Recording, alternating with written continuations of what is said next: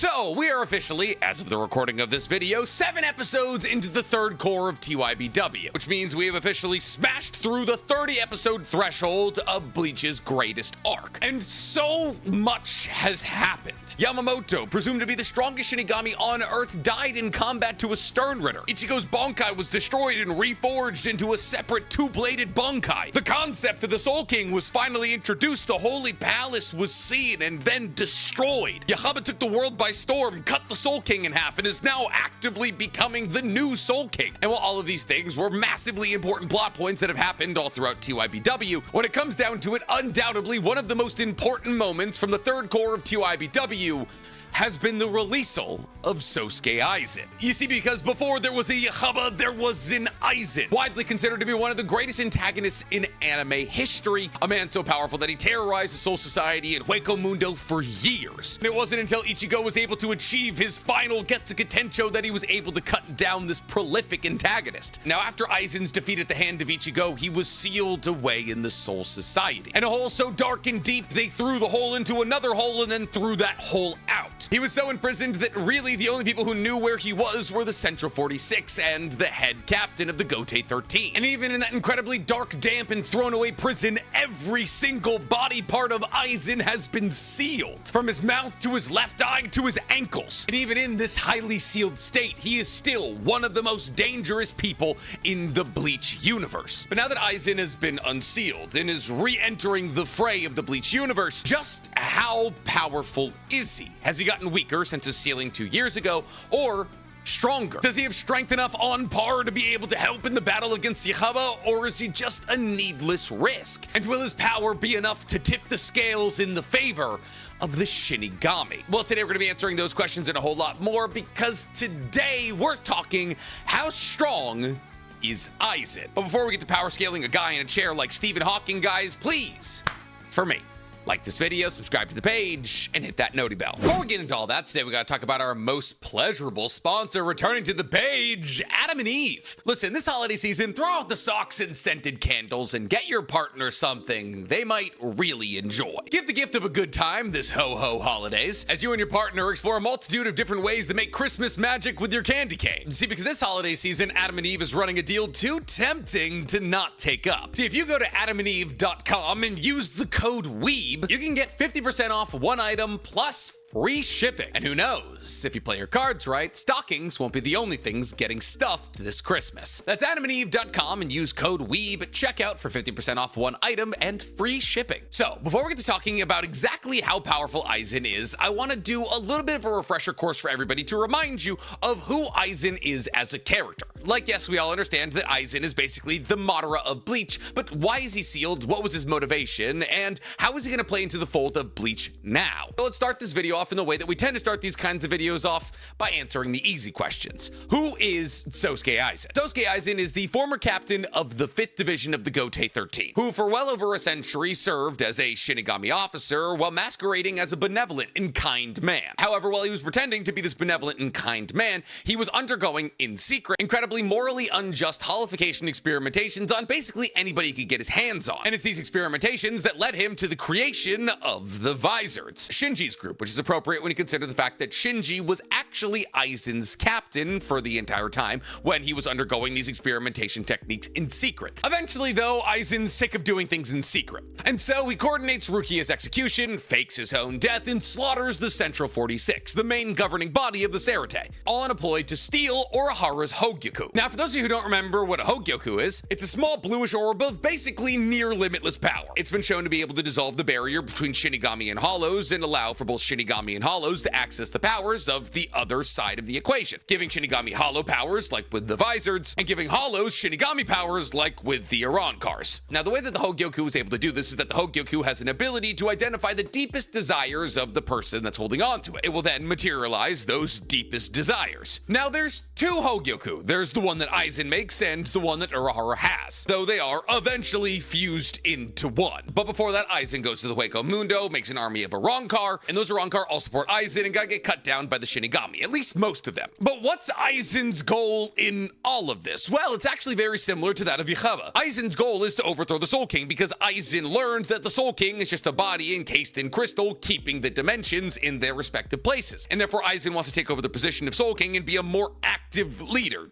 Kind of. However, in order to get to the Soul King in the first place, he has to get a key that allows him to the royal palace, and to do that, he's got to sacrifice like hundreds of thousands of people. So maybe not the worst intentions, but the matters of getting to those intentions, not so great. And eventually during this war between Arrancar, Aizen, and the Shinigami, Aizen fuses with his merged Hogyoku. Now after fusing with the Hogyoku, Aizen becomes a fairly strong reality warper, as the Hogyoku, mind you, acts on the greatest and deepest desires of the person that it's interacting with. And therefore after fusing with the Hogyoku, Aizen is basically able to get whatever he desires. Unless what he desires is a win against Ichigo's final Getsuga Tensho form. Because he doesn't get that. And after being defeated by Ichigo, he is sealed away by Urahara and is eventually imprisoned in the Muken. Now, the Muken is the lowest level of the central great underground prison in the Sarate. It's the final level reserved for criminals who can't have their hearts stopped by an executioner, i.e. criminals who are immortal. And Aizen was convicted with 20,000 years of imprisonment there. Now, the Muken is a voided space, meaning it is completely separated from all other dimensions. And there's only one way in and one way out, which is a gate that Shunsui currently has the only key to, and it's embedded in his body.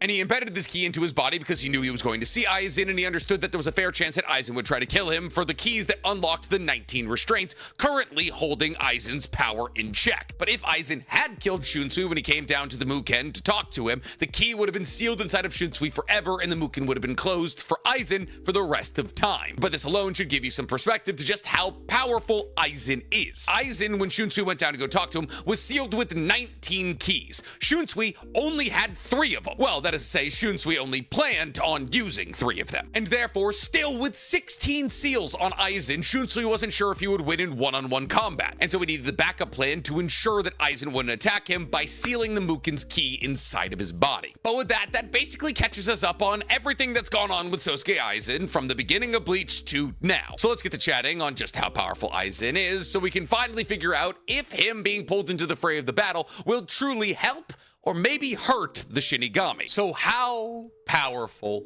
is he? Well, ironically, when talking about Aizen's power, the most important thing to talk about isn't necessarily his raw strength, but rather his intellect. Aizen is undoubtedly one of the most intelligent people in the entirety of the Bleach universe, which is filled with very intelligent people. Aizen's intellect has multiple times been shown to be on par with the likes of Urahara and Koretsuchi, who, mind you, are 2 captains of the 12th division of the Gotei 13, the division specifically dedicated to the scientific research of all things in the Sarate. And therefore, to say that Sosuke Aizen has top 3 in the Bleach universe intellect is not a stretch. For a long time, it seems as though there was nothing that Sosuke Aizen didn't know about. He knew of all the history and strategies of the Soul Society, how to create an Oken, the key to the royal palace. He managed to create hollows and Arrancars in the Sarate, in the living world, all while avoiding suspicion, figured out how to hollify Shinigami without them losing their personality with the visor, something that nobody had ever been able to achieve prior, understood the Hogyoku as well as the literal creator of the Hogyoku, Urahara, to the point where he not only knew how to create one of his own, but also on how to destroy it, and his battle IQ is just as high. When Aizen is hit with the effect of Shinji's Shikai, also known as Upside Down World, Shinji goes on a long rant about how it's his trump card, and how understanding what happens to your body when you're in the Upside Down World is impossible with the level of mind computational scale that any person has. Because when you breathe in the pink aromatic mists released by Shinji's Shikai release, up becomes down, left becomes right, your eyesight becomes inverted. If you see an injury on your right arm, it actually might be on your left arm. Everything gets topsy-turvy. No one, Stern Ritters included apparently, is able to inhale this mist and continue on fighting against Shinji.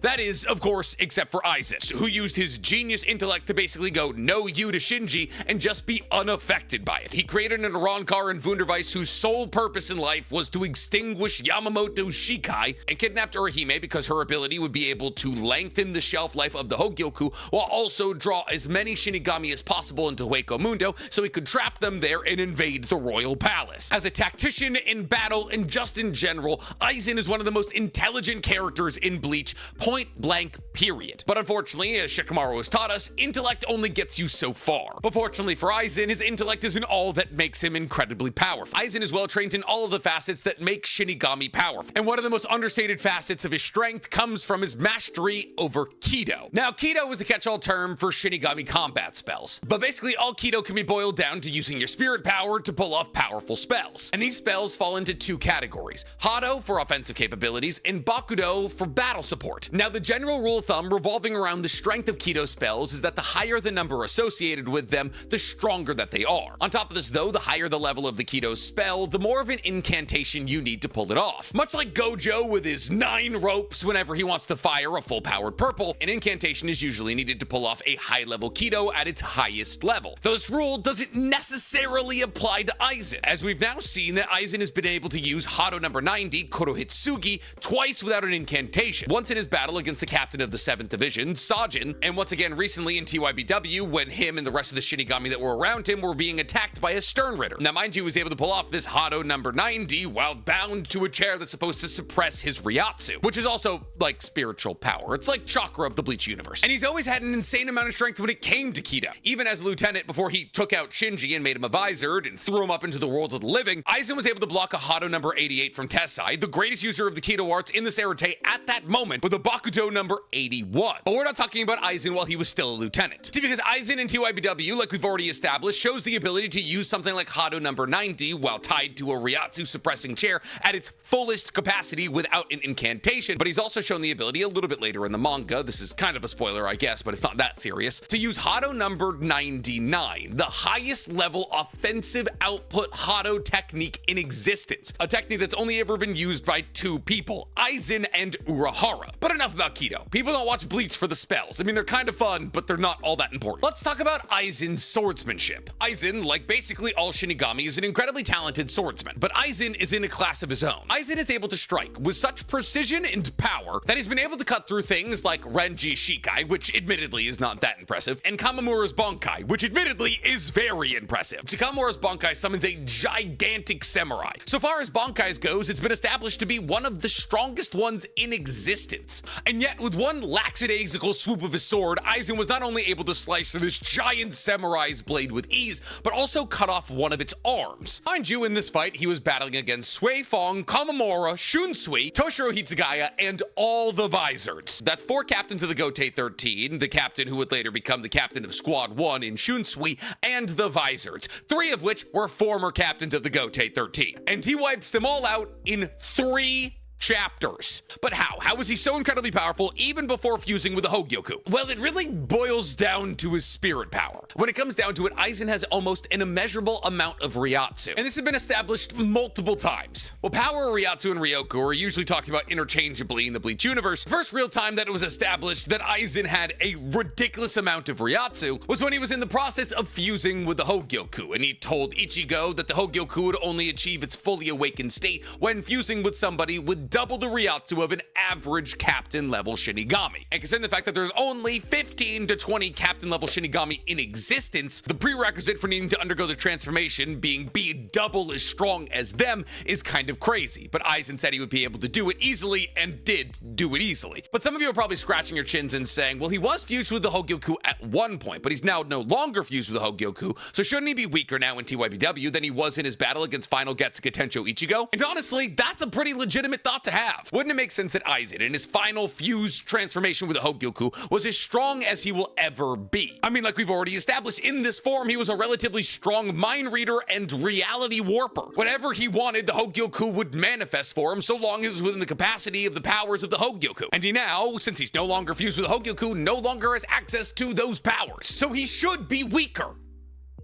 Right? But he's not. He's actually much stronger now, and that's actually already been established in the anime. See, though it is incredibly hazy, after Shunsui unlocks Aizen's mouth so he can talk to him in the Muken, the unlocking of just that one shackle and that shackle alone allows for Aizen to start to unlock some of his own shackles, which is why before Aizen is allowed outside of the Muken at his full power, he has to be bound to a Ryatsu suppressing chair. The reason that he had to be tied to this chair isn't because Shunsui was afraid that Aizen would be as powerful as he was before he was sealed in the Muken. No, it's because Aizen has increased his Ryatsu in the Muken to a point where he needs to be tied to a Ryatsu suppressing chair to keep the mass amount of Ryatsu he has in check. In fact, Aizen, after 2 years in the Muken, has so much Ryatsu in his unsuppressed form that the concentrated barrier of power around his body evaporates biological material that gets too close to him. And after Aizen is brought out of the Muken in his Ryatsu suppressing chair and pulls off a Hado number 90, Urahara thinks to himself that Aizen may be more powerful than when he fought against Ichigo. Mind you, in his complete final transformation form. And Urahara is right here. The Wunderreich has identified 5 key threats amongst the Shinigami. And those 5 threats are Ichigo's potential, Kenpachi's combat strength, Ichibei's wisdom, Aizen's spiritual pressure, and Urahara's tricks. And that's what it boils down to. Aizen's spiritual pressure is what makes him so powerful. And that is such a well-known fact that the Wunderreich even acknowledge it. Sorry, it's Wandenreich. And multiple times, Aizen's immense Ryatsu has saved him. When Aizen was stabbed twice by Soifeng's Nigeki Kasetsu, her ability that allows her to immediately kill anybody she stabs twice with her Shikai, his immense Ryatsu simply nullified the technique. On top of this, when the Yu Stern Ritter, Nanana, who has the ability of the underbelly, ripped a bunch of holes in Aizen's Ryatsu, a thing that would have killed most people, Aizen didn't even lose consciousness. This could also partially be due to the fact that Aizen, after fusing with the Hogyoku, achieved a level of immortality. See, Aizen took the full brunt of Ichigo's Mugetsu, which is essentially the most powerful attack generated from Ichigo's final Getsuga Tensho, a technique that starts with Ichigo becoming Getsuga by essentially fusing with his own Zanbakuto. That is also contingent on Ichigo losing all of his Shinigami abilities. I mean, this is a technique that saw the main character of this story giving up all of his powers, all of his Ryoku, all of his Ryatsu, and channeling it into one attack that was able to slice Aizen in half. And while this technique destroyed the Hogyoku and stripped Aizen of his Hogyoku-based abilities, after he was stripped from those abilities, he gained a version of immortality. That 1 allowed him to recover from the Mugetsu attack, and 2 would allow him to survive for 20,000 years in the Muken. On top of this, the Hado number 90 that Aizen drops on top of Yachaba's eyeballs and himself in his Ryatsu suppressing chair, he also survives. And while multiple times Aizen has shown the ability to direct his Kido and Hado attacks at specific people, when in actuality they should have affected more people than just the ones he selected, if that Hado number 90 did hit Aizen because he was directly in the center of it, he was able to survive it with no bumps or scratches. But Nick, you haven't even talked about his Bankai. Yeah, that's because we never see it. Yeah,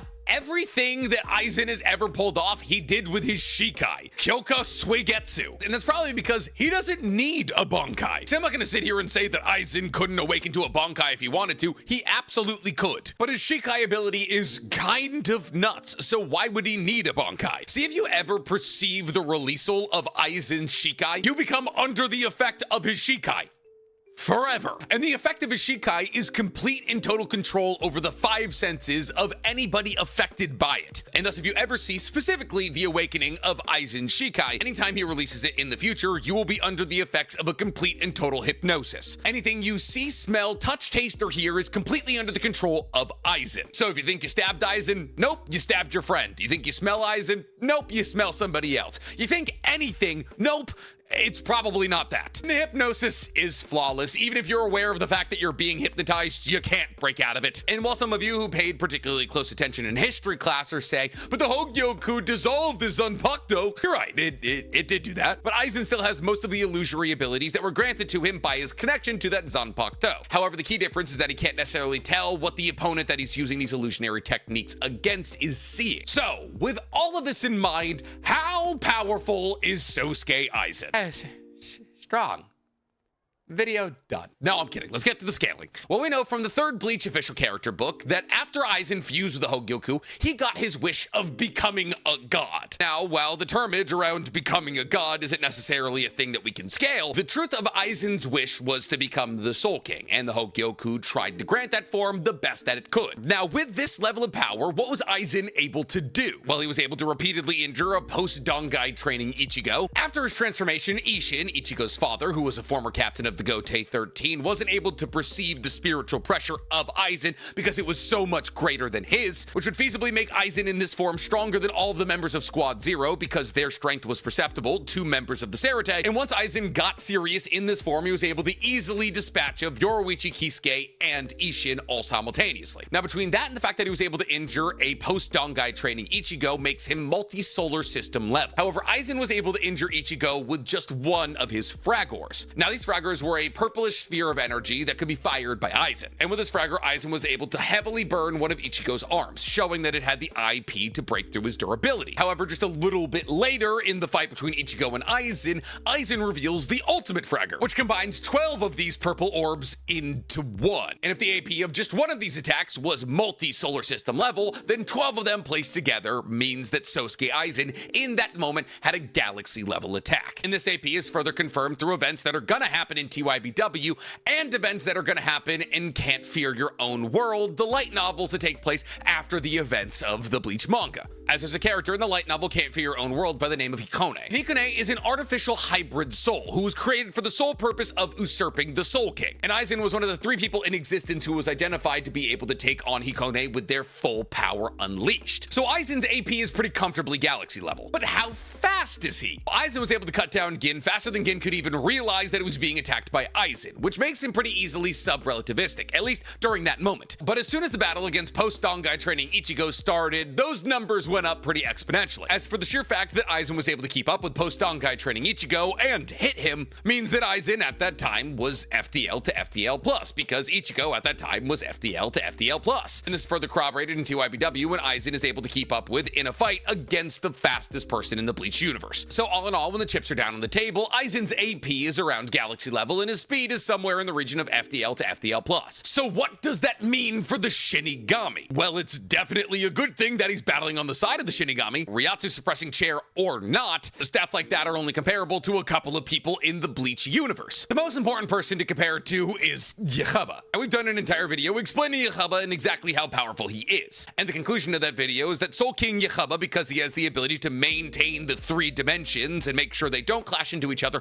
or do clash into each other, is a universal plus threat in terms of AP. On top of this, because he was able to fire the Ashwallen, which allowed him to affect Quincy's in all dimensions, that's a multi-dimensional attack. And therefore, Yahaba is usually talked about in terms of the category of AP anywhere from universal level plus to low complex multiversal. But I err because of his feats more on the side of the low complex multiversal. However, in terms of speed, that's where Yahaba separates himself from literally everybody else in the pack. As the firing of Ashwallen and its immediate effect on all Quincy's across all dimensions shows that his attack speed falls rather comfortably into FDL+. However, mind you, Yahaba also has the X-axis shrift, which allows him to fire a projectile that doesn't travel to a target, but rather just hits a target. Kind of like a hit scan gun in a video game, like a bullet that doesn't have travel time. If with the X-axis, Yahaba can see you and he pulls the trigger, there's not a time that the bullet takes to get to you. The bullet just hits you. All of the space between the barrel of the gun and you is eliminated, and you are simply hit, which is technically infinite attack speed. So can Aizen truly help in a battle against an entity this powerful? Well, for the sake of not spoiling the manga, I'm not gonna answer that question, but I'll leave it up to you because you now have all the stats you could ever need. So do you think Aizen will help the Shinigami in the battle against Yahaba? Do you think he'll stab the Shinigami in the back? And if he goes for either direction, do you believe he'll be the deciding blow? Tell me in the comments below, and while you guys are down there, please, for me, like this video, subscribe to the page, and hit that noti bell. I can't believe this is the first video I've made about Bleach this season. What am I doing?